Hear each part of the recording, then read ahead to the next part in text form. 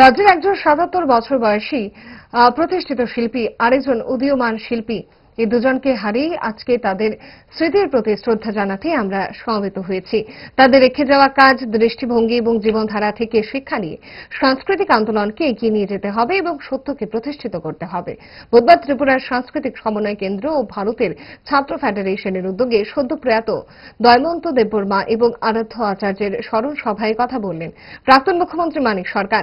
এদিন Agartala office lane স্থিত CITU রাজ্য কার্যালয়ে এই দুই সাংস্কৃতিক ব্যক্তিত্বের প্রতি শ্রদ্ধা নিবেদন করা হয়। সভায় এছাড়াও উপস্থিত ছিলেন দুইটি সংগঠনের নেতৃত্ব ও প্রয়াত দুই পরিবারের আত্মীয় পরিজন সহ অন্যান্যরা।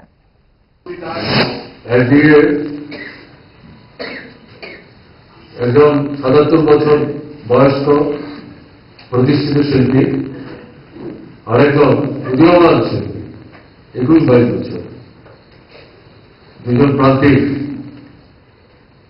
দুজনকে হারিয়েই আমরা আজকে এখানে বলা যায় সমবেত হয়েছে তাদের স্মৃতির প্রতি শ্রদ্ধা জানাতে এবং তাদের রেখে যাওয়া যে কাজ, তাদের যে জীবনধারা, তাদের যে দৃষ্টিভঙ্গি, তাদের যে কর্মধারা, তার থেকে শিক্ষা নিয়ে সামনের দিনে সাংস্কৃতিক আন্দোলন সংগ্রাম এটা নির্বিঘ্নে এখন করা যাচ্ছে, মনে করার কোনো কারণ নেই। কিন্তু একটা মোকাবেলা করেই তো আমাদের এগোতে হবে, সত্যকে প্রতিষ্ঠিত করতে হবে।